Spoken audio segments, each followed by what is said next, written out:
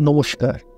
সন্ধ্যের আড্ডার বিশেষ নিবেদন অলৌকিকের ৩৫তম পর্বে আপনাদের সকলকে স্বাগত জানাই। আজকে আমরা পড়ব বিখ্যাত লেখক পার্থ চট্টোপাধ্যায়ের লেখা ঈগলের নখ।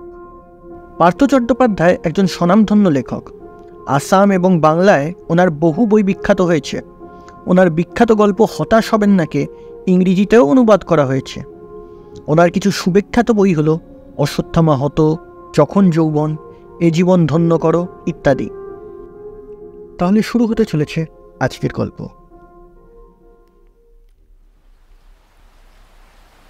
ঘটনাটা ঠিক এইভাবে ঘটেছিল। কলকাতার ৪-৫টি ব্যাংক ডাকাতির আসামি শরদিন্দু রায় গত ১৫ই এপ্রিল পুলিশের সঙ্গে রবিনসন রোডের প্যারাডাইস অ্যাপার্টমেন্টের ২৫ তলার ফ্ল্যাটটিতে আসে। পুলিশকে সে বলেছে এই ফ্ল্যাটটির মালিক এক সিন্ধি ব্যবসায়ী। তিনি অধিকাংশ সময় বম্বেতে থাকেন। ফ্ল্যাটে থাকে নেপালি দারোয়ান নরবাহাদুর। ঘটনার দিন অর্থাৎ ১৫ই এপ্রিল দুপুরবেলা লালবাজারের ডাকাতি নিরোধ শাখার সাব ইন্সপেক্টর সমীর প্রধান শরদিন্দুকে নিয়ে এই ফ্ল্যাটে আসেন। সমীরের সঙ্গে ছিল ২জন আর্মড কনস্টেবল আর ২জন সাদা পোশাকের কনস্টেবল। শরদিন্দু রায় দুর্ধর্ষ আসামি। এর আগেও ৩টি ব্যাংক ডাকাতির ঘটনায় পুলিশ তার নামে ওয়ারেন্ট বার করে, কিন্তু ৪-৫ বছর সে দেশে ছিল না। বাংলাদেশ হয়ে বর্মার মধ্যে দিয়ে সে থাইল্যান্ড যায় ও সেখানেই চোরা কারবারের ব্যবসায় যোগ দেয়। সেখান থেকে শরদিন্দু হংকং যায়। হংকংয়ের ন্যাথন রোডে সে অ্যাক্সিট হোটেলের ম্যানেজার হয়ে কিছুদিন কাজ করেছিল, কিন্তু ওই হোটেলের মালিককে খুন করে সে সরে পড়ে। নেপাল থেকে সে এবার আসে ভারতে। এরপর কলকাতার ব্যাংক ডাকাতির সঙ্গে জড়িয়ে পড়ে।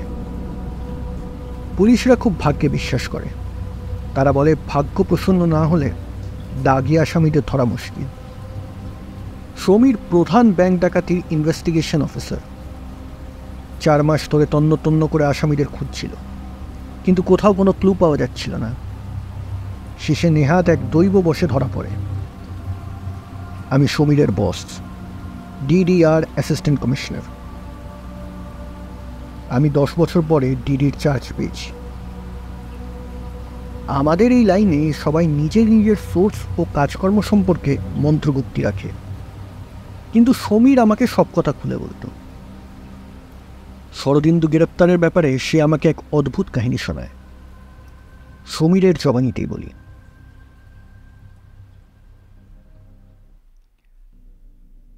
ব্যাংক ডাকাতির ব্যাপারে কিনারা করার জন্য হন্যে হয়ে যখন সারা ভারত ঘুরে বেড়াচ্ছি, তখন একদিন রাত্রিবেলায় আমার দরজায় টোকা পড়ে। রাত তখন বড়জোর ৯টা হবে। লোডশেডিং। আমার স্ত্রী ও ছেলে মেয়ে পাশের ঘরে শুয়ে। আমি মোমবাতি জেলে কতকগুলো কাগজ পরীক্ষা করছিলাম। আমি বললাম, কে? কোনো উত্তর দিল না কেউ। আবার দরজায় টোকা। যদিও পুলিশ কোয়ার্টার্সে সাধারণ ক্রিমিনাল বদমতলবে ঢুকবে না, তবু সাবধানে মার নেই। আমি ড্রয়ার থেকে রিভলভারটা বার করলাম। তারপর দরজা খুললাম। দেখলাম এক রোগা বৃদ্ধ, ধুতি পাঞ্জাবি পরা, মুখে খোঁচা খোঁচা পাকা দাড়ি। তিনি দরজার সামনে দাঁড়িয়ে। আমি বললাম, কে আপনি? কি চান? লোকটি বলল, আমাকে চিনবে না। আপনি তো সমীর বাবু, ব্যাংক ডাকাত শরদিন্দু রায়কে খুঁজছেন। আমি চমকে উঠলাম। শরদিন্দু রায় যে এই ডাকাত দলের নেতা, এটা অত্যন্ত গোপন খবর। এই খবর আমার এক সোর্স দিয়েছে, কিন্তু এই খবর আমি টিসিডিকেও বলিনি। খবরের কাগজকে বলেছি এটা উত্তরপ্রদেশের একটা গ্যাংয়ের কীর্তি। তারা এ নিয়ে রং চড়িয়ে অনেক কিছু লিখেছে। আমি বললাম, আপনার পরিচয় জানতে পারি? লোকটি বলল, আমি শরদিন্দুর বাবা। শুনে আমি চমকে উঠলাম। ভদ্রলোক বললেন, নিজের ছেলেকে ধরিয়ে দিতে এসেছি। রুদিন্দু আমার একমাত্র ছেলে, মা মরা ছেলে, বুকে পিঠে করে মানুষ করেছিলাম, কিন্তু সে যে এমন অমানুষ হয়ে যাবে তা ভাবিনি। আপনি বাবা হয়ে ছেলেকে ধরিয়ে দেবেন?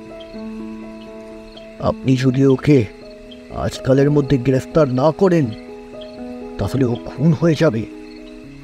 টাকার ভাগ বাটোয়ারা নিয়ে দলের মধ্যে ভীষণ গোলমাল দেখা দিয়েছে। আমি বাবা, ছেলে যে যে অন্যায় করেছে তার জন্য আইন যা শাস্তি আছে পা, কিন্তু ওর প্রাণটা বাঁচুক। আপনি ওকে গ্রেফতার করুন। কিভাবে? আমি বলে দেব ও কোথায় আছে। আপনি এত কথা কি করে জানলেন? দয়া করে এ কথা জিজ্ঞেস করবেন না। তবে তবে আমি সব দেখতে পাই, কে কোথায় কি করছে সব জানতে পারি। আপনি আর জানতে চাইবেন না, আপনি আসামিকে গ্রেফতার করুন। কবে নিয়ে যাবেন? আগামীকাল এই সময় আসবো, তৈরি থাকবেন। সেই সময় হঠাৎ দমকা হাওয়ায় মোমবাতিটা নিভে গেল। কিছু বলতে যাবার আগে ভদ্রলোক দরজা খুলে বেরিয়ে গেছে। তাড়াতাড়ি সিঁড়ির সামনে গিয়ে কাউকে দেখতে পেলাম না, যেন অদৃশ্য হয়ে গেলেন ভদ্রলোক। খুব খটকা লাগলো পুরো ব্যাপারটা। কোনো ট্র্যাপ নয় তো? এইভাবে ফাঁদ পেতে অনেক পুলিশকে হত্যা করা হয়েছে। আমি অবশ্য চিরকালই ডেয়ারিং, নয়তো চীনের বিখ্যাত ক্যারাটে লড়িয়ে লি চিয়া হুইকে সেই কোকেন কেসে অমন কাবু করতে পারতাম না। পরদিন 5 জনের একটা সাদা পোশাকের ফোর্স নিয়ে রেডি থাকলাম। ঠিক 9টা বাজার সঙ্গে সঙ্গে লোডশেডিং হয়ে গেল, আর মিনিট 10 মধ্যে দরজায় খটখট আওয়াজ। দরজা খুলে গেলাম। বৃদ্ধ ঢুকলেন। রেডি তো? আমি ভেবেছিলাম আপনি বুঝি আর এলেন না। কথা যখন দিয়েছি আসবই, আর আপনার চেয়ে আমার তাই অনেক বেশি সমীরবাবু। আমার ছেলের জীবন নির্ভর করছে এর ওপর। আপনি এখন কোথায় থাকেন? এবার বৃদ্ধ যেন একটু অসন্তুষ্ট হলেন। এই কথা জেনে আপনার কি লাভ? না, এমনি জিজ্ঞেস করছি। অন্যায় কৌতূহল সংবরণ করুন, আমার সম্পর্কে বেশি জানতে চাইবেন না। আপনার পুলিশ করেই আছে, সোর্সকে সব সময় গোপন রেখে দিতে হয়। চলুন। আরে বাবা, এত ঘরভর্তি লোকের কোনো দরকার ছিল না। ভুলে যাবেন না, আমরা বরযাত্রী যাচ্ছি না, দুর্ধর্ষ আন্তর্জাতিক ক্রিমিনালকে ধরতে যাচ্ছি। আমার ছেলে মোটেই দুর্ধর্ষ নয়। ছোটবেলায় সে আরশোলা দেখেও ভয় শিউরে উঠত। সে ছিল আরামপ্রিয়, চরম ফাঁকিবাজার আর ভীষণই আদুরে। পড়াশোনায় ফাঁকি দিত ছেলেবেলা থেকেই। মনটা নরম ছিল। একবার এক ভিখিরিকে আমার এক নতুন ধুতি দিয়ে দিয়েছিল বলে মার খেয়েছিল আমার কাছ থেকে। সেই ছেলে কিভাবে ডাকাত হয়ে গেল তা ভাবাই যায় না। জীবনে যে কাউকে কড়া কথা বলেনি, মারধর করেনি, পুজোয় বলি দেখতে পারতো না, বলতো আমার কষ্ট হয়, সেই ছেলে নাকি। আমি বললাম, এমন হয়, কেউ তো আর জন্ম অপরাধী হয় না। কুসঙ্গে পড়ে বহু ভালো ছেলে বিগড়ে যায়। চলুন, কোথায় যেতে হবে চলুন, আপনাকে আমার জিপে বসতে হবে। আমার জিপে আমার পাশে ভদ্রলোক বসলেন। সত্যি কি রোগা মানুষ, মনে হচ্ছে একটা কঙ্কালের গায়ে কি যেন ধুতি পাঞ্জাবি পরিয়ে দিয়েছে। উনি যে আমার পাশে বসে আছেন আমি তা অনুভবই করতে পারছি না। বৃদ্ধ আমাদের পথ দেখিয়ে দেখিয়ে নিয়ে চললেন। আমাদের জিপ এসে থামল হ্যারিসন রোডে এক হোটেলের সামনে। হোটেলের নাম জয়কৃষ্ণ লজ। ভদ্রলোক বললেন, হোটেলের 4 তলার চিলেকোঠার ঘরে চলে যান, শরদিন্দুকে পাবেন। আমার একান্ত অনুরোধ, তাকে মারধর করবেন না।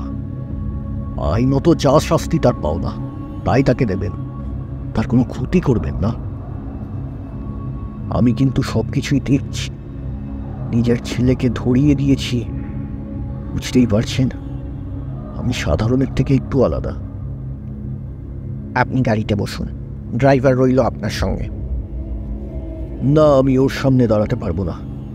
আমি চলি, দরকার হলেই আমাকে পাবেন। আপনার ঠিকানা? বৃদ্ধ ভদ্রলোক ভিড়ের মধ্যে কোথায় মিলিয়ে গেলেন। আমরা জয়কৃষ্ণ লজের দিকে ধীরে ধীরে এগোলাম। শরদিন্দুকে পাওয়া গেল ঠিক চিলেকোঠার ঘরে। মানস পাত্র এই নামে রানীগঞ্জের ব্যবসায়ী সেজে সে নিশ্চিন্তে ঘুমোচ্ছিল।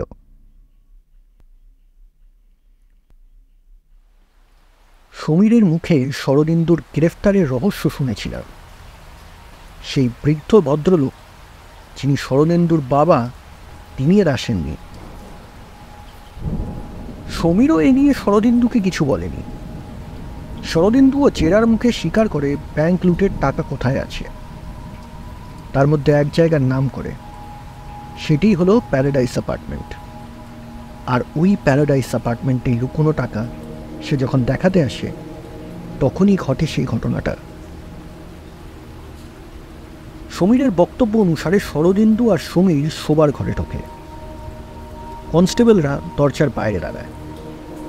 কিছুক্ষণ শরদিন্দু আলমারির ড্রয়ার খুঁজবার ভান করে, তারপর জানলার সামনে এসে দাঁড়ায়। জানলায় কোনো গ্রিল ছিল না। হঠাৎ নিমেষের মধ্যে শরদিন্দু 25 তলা থেকে মরণ ঝাঁপ দেয়। সমীর চিৎকার করে ওঠে। চিৎকার শুনে কনস্টেবলদের বলে, সর্বনাশ হয়েছে, আসামি ঝাঁপ দিয়েছে, চলো নিচে চলো। শরদিন্দুর এই মৃত্যু সমীরের মতে আত্মহত্যা। কিন্তু একজন বিচারাধীন আসামির পুলিশের হেফাজতে থাকা অবস্থায় এই যে অস্বাভাবিক মৃত্যু, এর সমস্ত দায় সমীরের ওপরই এসে পড়েছে। তাকে সাসপেন্ড করা হয়েছে। কিন্তু ঘটনাটা এখানেই থেমে যেত যদি না একটি দৈনিক পত্রিকার ক্রাইম রিপোর্টার সঞ্জয় সিং 3টি প্রবন্ধ লিখে প্রমাণ করতেন যে শরদিন্দুকে হত্যা করা হয়েছিল। শরদিন্দু তাকে লুকোনোর টাকার হদিশ ঠিকই দিয়েছিল, কিন্তু ইনভেস্টিগেটিং অফিসার সমীর ওই টাকা আত্মসাৎ করতে উৎসুক। আর এই টাকা আত্মসাৎ করা খুবই সহজ হয়ে দাঁড়ায় যদি শরদিন্দুকে পৃথিবী থেকে সরিয়ে দেওয়া যায়। নয়তো ওই মাল্টি স্টোরিড বিল্ডিংয়ে তাকে নিয়ে যাওয়ার কোনো দরকারই ছিল না।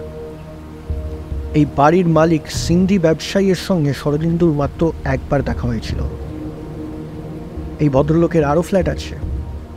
শরদিন্দু সম্ভবত ব্যাংক ডাকাতির টাকায় একটি ফ্ল্যাট কিনতে চেয়েছিল। এছাড়া আর কোনো সম্পর্ক ছিল না শরদিন্দুর সঙ্গে। সমীর ওই ফ্ল্যাটে এর আগে একবার এসেছিল। তখনই শরদিন্দুকে হত্যা করার পরিকল্পনা করে সে। এই প্রতিবেদন নিয়ে সারা শহরে হইচই পড়ে, আর আমার ওপর পড়ে একটা অপ্রিয় কাজের ভার।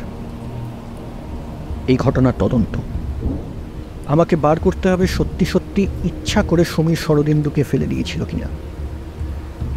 আমি যতদূর সমীরকে জানি, সে একজন সৎ ও দক্ষ অফিসার। সে কেন এত বড় একটা ঝুঁকি নিতে যাবে? তার একটাই বড় ভুল হয়েছিল শরদিন্দুকে নিয়ে ওইভাবে ঘরে ঢোকা, বিশেষ করে জানলায় যখন গ্রিল নেই। কিন্তু আমাকে সমীর বলেছিল, বিশ্বাস করুন স্যার, আমার একদম মনে হয়নি শরদিন্দু আত্মহত্যা করতে পারে। সে ভেতরে ভেতরে খুবই অনুতপ্ত ছিল, সমস্ত ঘটনার স্বীকারোক্তি করেছিল। তার স্টেটমেন্টের উপরই ভিত্তি করে তো আমরা গোটা দলটাকে ধরতে পেরেছিলাম।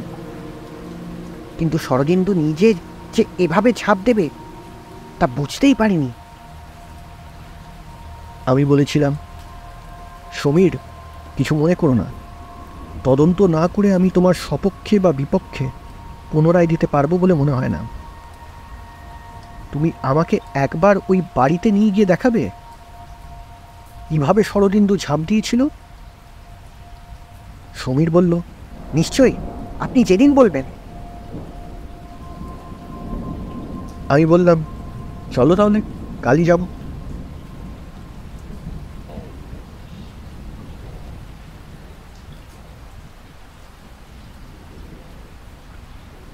উঁচু বাড়ির 25 তলা থেকে কলকাতাকে অপূর্ব দেখায়। মনেই হয় না যে কলকাতার চেয়ে ভালো জায়গা আর কোথাও আছে। জানলা দিয়ে তাকিয়ে দেখলাম কত ছোট ছোট দেখাচ্ছে নিচের মানুষজনকে। জানলাটা একটু উঁচুতে, একজনকে উঠতে গেলে লাফিয়ে উঠতে হবে। একটি জলজ্যান্ত লোক জানলার ওপর উঠল, নিচে ঝাঁপ দিল। এতে তো সময় লেগেছে কিছুটা, কিন্তু সমীর তখন করছিল কি? তার উচিত হয়নি অতখানি অন্যমনস্ক হওয়া। হঠাৎ ঘরের মধ্যে বাজ পড়লেও এত চমকাতাম না। দেখি এক বৃদ্ধ ভদ্রলোক কোন ফাঁকে ঘরের মধ্যে ঢুকে পড়েছেন। নিমেষের মধ্যে বৃদ্ধ এগিয়ে গেলেন সমীরের দিকে। সমীর তাকে দেখে চেঁচিয়ে উঠতে গিয়েছিল, কিন্তু গলা থেকে স্বর বেরোল না। আমি ছুটে যাবার আগে দেখলাম জানলায় দুজনে ধস্তাধস্তি হচ্ছে। বৃদ্ধ এক ঝটকায় সমীরকে যেন শূন্যে তুলে ধরলেন। তারপর যেমনভাবে কোনো ভারী জিনিসকে কেউ ফেলে দেয়, তেমনি করে সমীরকে ফেলে দিলেন খোলা জানলা দিয়ে। সমীরও বোধহয় লোকটির গলা জড়িয়ে ধরেছিল। সেও একই সঙ্গে নিচে পড়ল। চোখের সামনে নিমেষের মধ্যেই ঘটনা ঘটে গেল।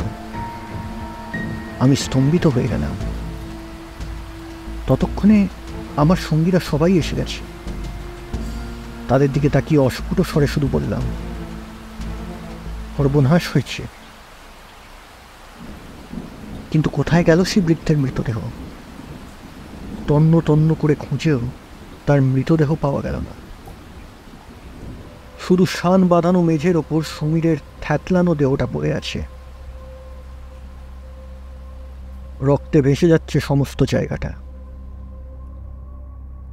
এই ঘটনার পর আমার পক্ষে মান সম্ভ্রম নিয়ে চাকরিতে টিকে থাকাটাই অসম্ভব হয়ে দাঁড়ায়।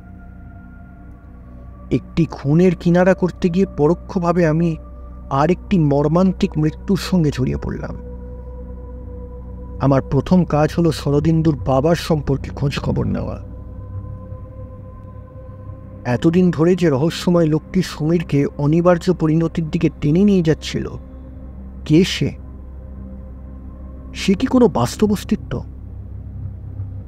অনেক খোঁজ খবর করে যে তথ্য জোগাড় করলাম তাতে আমি স্তম্ভিত।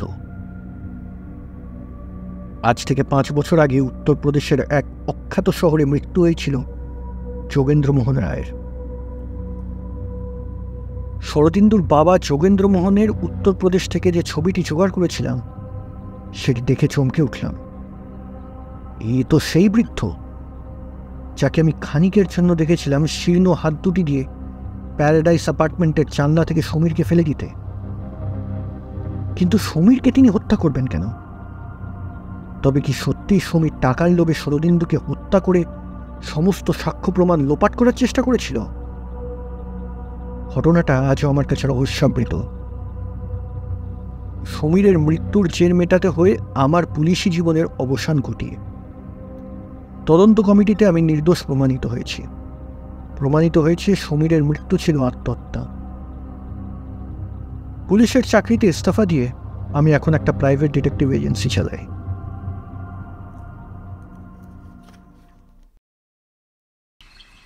কুম্ভ মেলার ওপর একটি বই লেখার জন্য প্রকাশক আমাকে এবার হরিদ্বারের কুম্ভ মেলায় পাঠিয়েছিলেন, সমস্ত খরচা দিয়ে।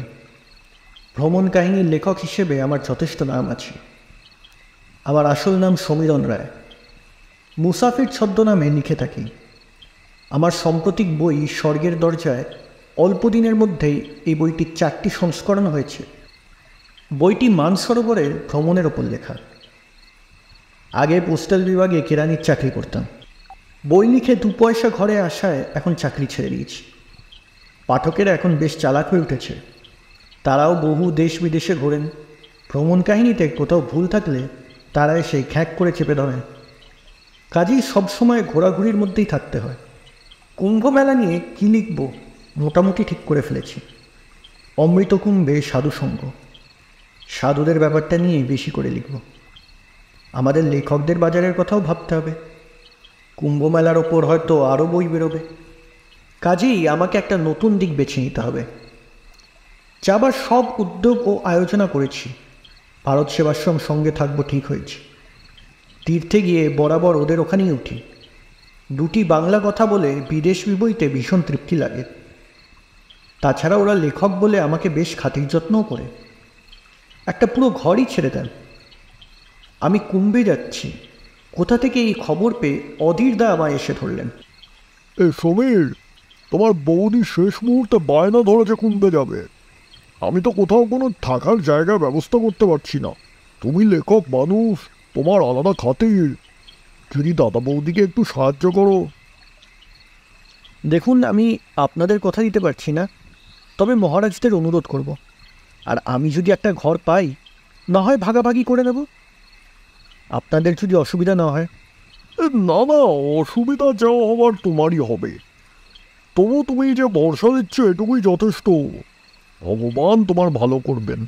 তুমি অমিতের বন্ধু ছিলে, তোমাকে ছোটবেলা থেকে নিজের ভাইয়ের মতোই দেখি। এইখানে অধীরদার সঙ্গে আমার সম্পর্কের কথা বলে রাখি।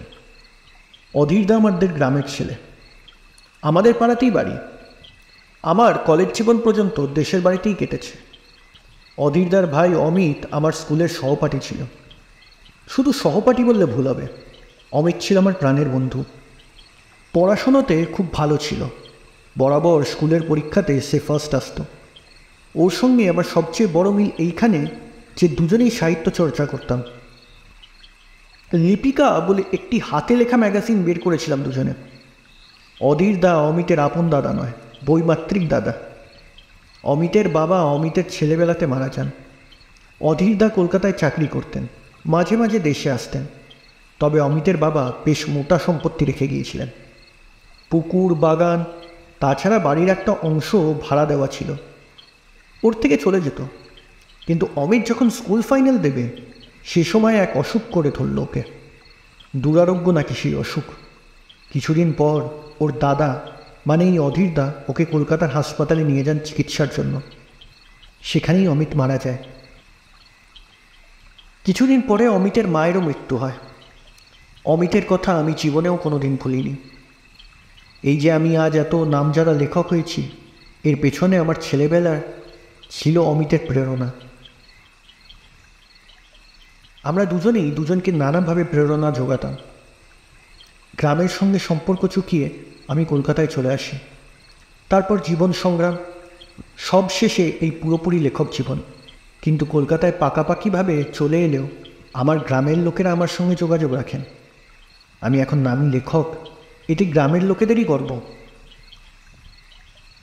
অধীরদার সঙ্গেও মাঝে মাঝে দেখা হয়। অধীরদা আমার এলাকাতেই থাকেন। কখনো বাস স্ট্যান্ড, কখনো বাজারে দেখা হয়। মাঝে মাঝে আমার বাড়িও আসেন। নতুন বই বেরোলে এক কপি চেয়ে নিয়ে যান। অধীরদার মধ্যে দিয়ে আমি ছেলেবেলার মৃত বন্ধুর স্মৃতি বাঁচিয়ে রেখেছি। কুম্ভে গিয়ে ঈশ্বরের কৃপায় খুব একটা অসুবিধা হলো না। ট্রেনে একদল বাঙালির সঙ্গে আলাপ হয়ে গেল। এদের মধ্যে একজন মুসাফির বলে আমায় চিনে ফেললেন। তারপর যা হয় আর কি, নানা প্রশ্ন। আচ্ছা, কেদার বদ্রীতে সেই যে আশ্চর্য সাধু, যিনি নাকি খালি গায়ে সারা বছর ওই ঠান্ডার মধ্যে তপস্যা করেছেন, তার ব্যাপারটা কি সত্যি? আচ্ছা, মানুষ এবারে খচ্চরের পিঠ থেকে পড়ে গিয়ে আপনি যেভাবে গুরুতর আহত হয়েছিলেন, তাকে পেটে উঠলেন কি করে? কুম্ভর ওপর বইতে আমাদের কথা লিখবেন তো? সব প্রশ্নের জবাব দিয়ে হই হই করতে করতে সারা পথ যাওয়া গেল। অধীরদা আর বৌদিকে ওরাই নিয়ে গেলেন। এক ধর্মশালায় ওরা থাকবেন। যতজনের জন্য বলা ছিল ততজন আসেনি। অঢেল জায়গা। আমায় বললেন, আপনিও চলুন দাদা। না না, আমাকে বাদ দিন, সেবার সময় সাধুরা দুঃখ পাবেন শেষ মুহূর্তে না গেলে। হরিদ্বারে নেমে অধীরদাকে বিদায় দিলাম। ওদের ঠিকানা নিয়ে নিলাম। কুম্ভের প্রধান স্নানে তখনও 3 দিন বাকি। সারা শহর জনারণ্যে পরিণত হয়েছে। সারি সারি তাঁবু পড়েছে। এক একটি আখড়ার সাধু এক একটা শিবির তৈরি করেছেন। তাদের পতাকা উঠছে। প্রায় নানান ধরনের ধর্মীয় শোভাযাত্রা বেরোচ্ছে। আমি খুঁজে বেড়াচ্ছি সাধু, বিচিত্র সাধু। সংগ্রহ করছি তাদের জীবন কথা। কত হঠযোগী সাধুকে দেখলাম। মাটির নিচে ধ্যানস্থ হয়েছিলেন বেশ কিছুদিন। কেউ গর্ত করে শুধু মুখটা বার করে আছে, কেউ ঊর্ধ্ববাহু হয়ে তপস্যা করছে। একজনকে দেখলাম এক পায়ে দাঁড়িয়ে আছেন 3 মাস। সেদিন ভোরে হরকি পৌড়ি ঘাটের কাছে যাচ্ছি, হঠাৎ দেখি কয়েকজন গাট্টা গোট্টা সাধু ছড়ি ঘোরাতে ঘোরাতে আসছেন আর বলছেন, তোর অটো, তোর অটো। সামনে যারা পড়ছে তারা বেধড়ক ছড়ির বাড়ি খাচ্ছে। আমাকে ছড়ি দিয়ে মারতেই আমি ছড়ি আঁকড়ে ধরলাম, বললাম, খবরদার। সঙ্গে সঙ্গে গোটা চারেক সাধু ছাপিয়ে পড়লাম আমার ওপর। আমার কাঁধের ঝোলা মাটিতে পড়ে গেল, এক ধাক্কায় আমি মাটিতে পড়ে গেলাম। ছড়িদার সাধুদের পিছন পিছন ঘোড়ায় চেপে একজন সৌম্য দর্শন তরুণ সাধু আসছিলেন। তিনি তাড়াতাড়ি ঘোড়া থেকে নেমে এসে আমায় তুললেন। আমার ডায়েরিটা পড়ে গিয়েছিল, তিনি সেটি তুলে 2-1টি পাতা উল্টে আমার হাতে তুলে দিয়ে পরিষ্কার বাংলায় বললেন, আপনি কি বাঙালি? আমি উঠে দাঁড়িয়ে বললাম, আপনি কে? আমার পরিচয় পরে দেব। আমি দুঃখিত, আমার লোকেরা বাড়াবাড়ি করে ফেলেছে। আপনি যদি কিছু মনে না করেন, আমার আখড়ায় আসুন, আমি বাধিত হব। কোথায় আপনার আখড়া? কঙ্খলে ছোট মহারাজের শিবির, বললেই সবাই দেখিয়ে দেবে। আজ বিকেলে আপনার জন্য অপেক্ষা করব। আমার সারা শরীর রোমাঞ্চিত হয়ে উঠল। ওই সাধুকে কোথাও দেখেছি বলে মনে হচ্ছে, অথচ মনে করতে পারছি না। কণ্ঠস্বরটা একদম চেনা, কিন্তু দাড়ি গোপ ও জটার আড়ালে কেই ছোটে মহারাজ। পরিষ্কার বাংলায় কথা বললেন। আমি তো সাধুদের নিয়েই লিখতে এসেছি। আমার তহবিলে একটি বিচিত্র সাধুর অভিজ্ঞতা জমা পড়ল। মনে মনে খুশি হলাম এই জন্য। কঙ্খলে ছোট মহারাজের আখড়া বলতে সবাই দেখিয়ে দিল। সারি সারি তাঁবু, সামনে তলোয়ার নিয়ে পাহারা দিচ্ছেন 2 ভিন দর্শন সাধু। পরিচয় দিতেই আমাকে ওরা ছোট মহারাজের কাছে নিয়ে গেলেন। মহারাজ খালি গায়ে একটি খাটিয়ার ওপর বসেছিলেন, পরনে গেরুয়া কৌপিন, এক মুখ দাড়ি, বয়স বড়জোর 30-35 হবে, কিন্তু কণ্ঠস্বর পরিচিত।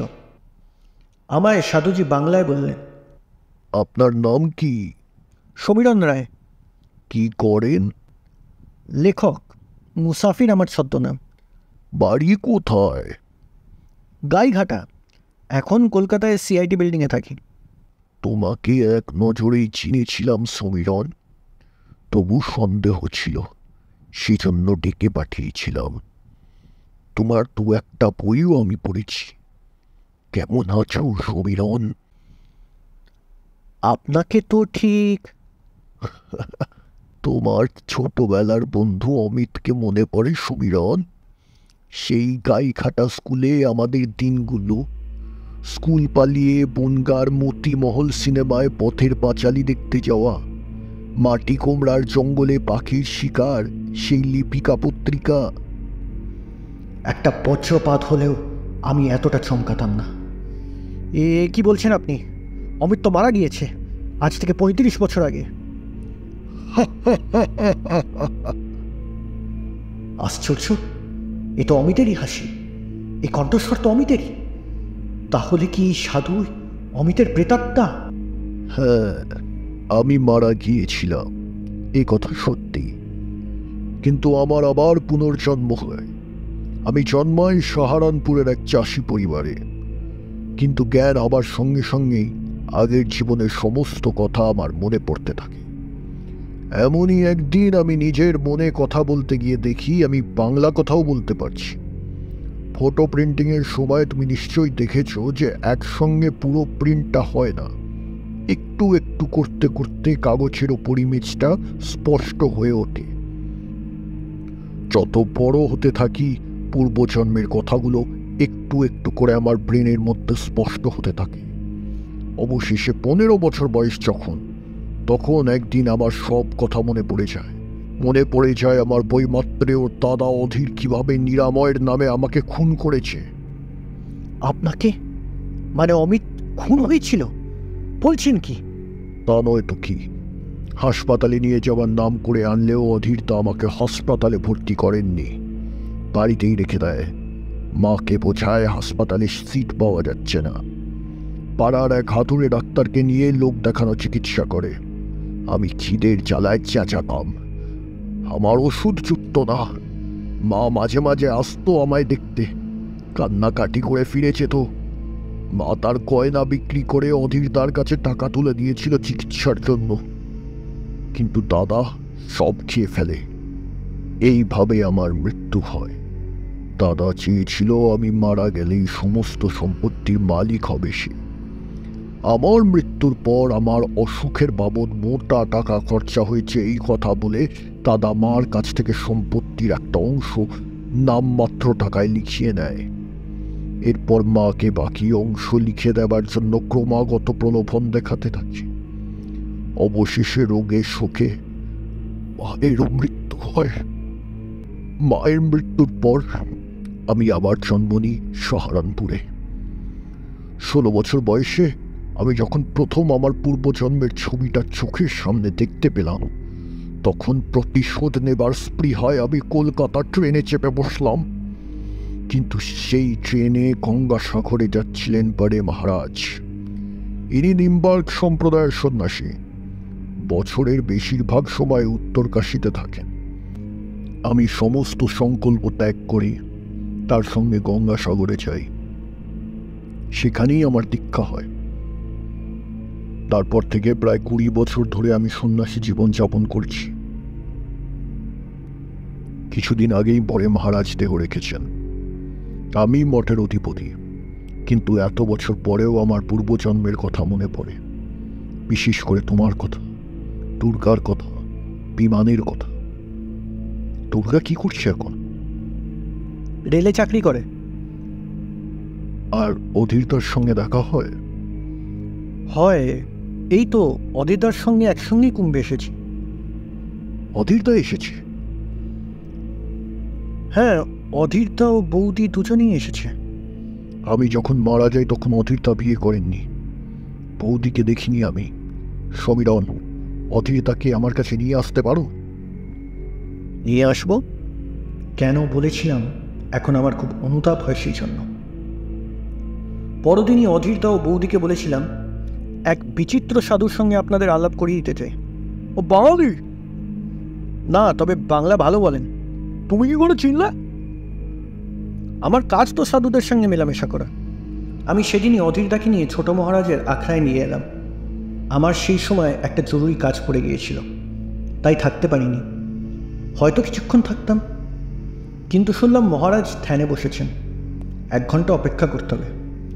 অধীরদা ও বৌদিকে বসিয়ে রেখে আমি চলে এসেছিলাম। খুব ভয় ভয় কেটেছিল রাতটা। কাজটাকে ঠিক করেছি, একেবারে বাঘের মুখে ছেড়ে দিয়েছি তাদের। পরদিন ভোরবেলা অধীরদার কাছে যেতেই অধীরদা বললেন, ও খুব ভালো লোক সাধু মহারাজ, মনে হলো কতদিনের চেনা।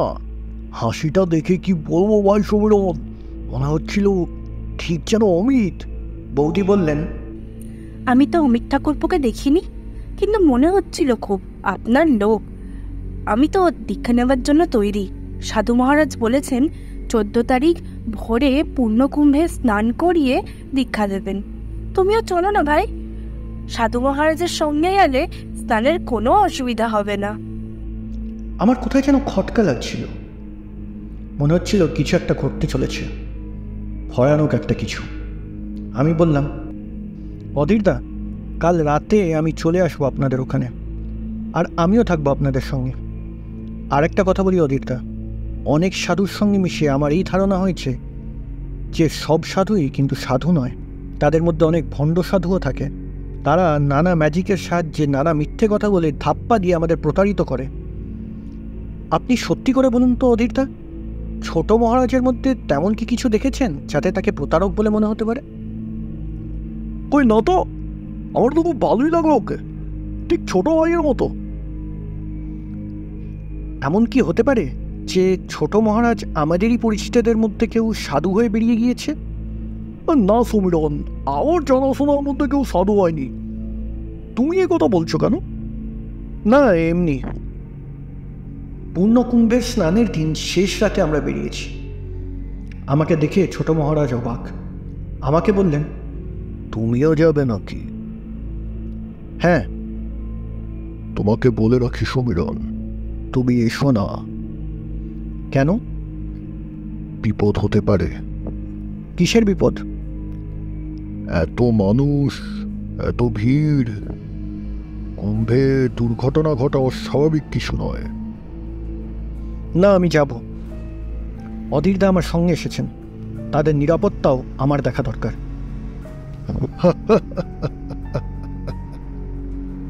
সত্যি কথা বলুন, কে আপনি? ছোট মহারাজ আমার দিকে চলন্ত দৃষ্টিতে তাকায়। সে দৃষ্টি দেখে আমি শিউরে উঠলাম। প্রচণ্ড ভিড়ের মধ্যেও পায়ে পায়ে আমরা এগিয়ে চলছি।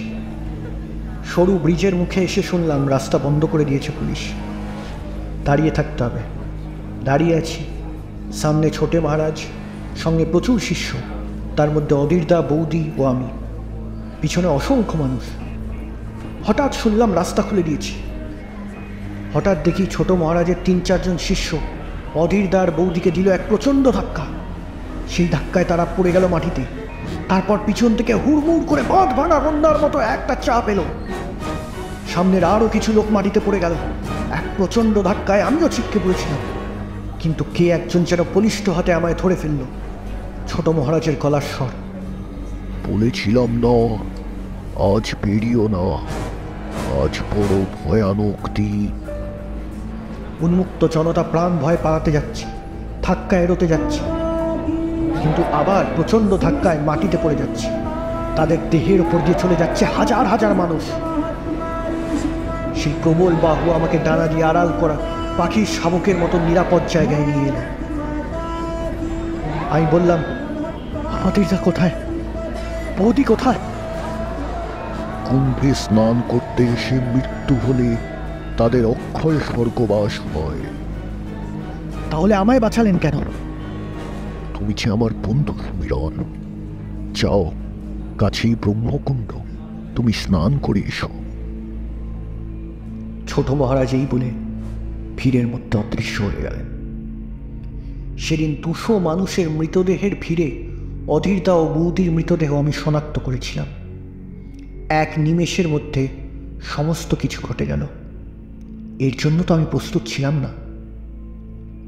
পরদিন আমি ছুটে গিয়েছিলাম ছোট মহারাজের আখড়ায়। গিয়ে দেখি শিবির নেই। শুনলাম পুণ্যস্নান শেষ হবার সঙ্গে সঙ্গে ছোট মহারাজ তার শিষ্যদের নিয়ে হিমালয়ের দিকে চলে গিয়েছেন। শেষ হলো আজকের গল্প। আপনাদের গল্পটি কেমন লাগলো সেটা অবশ্যই লিখে জানাবেন। গল্পটি ভালো লেগে থাকলে লাইক করবেন, চ্যানেলে নতুন হলে সাবস্ক্রাইব করবেন। ধন্যবাদ।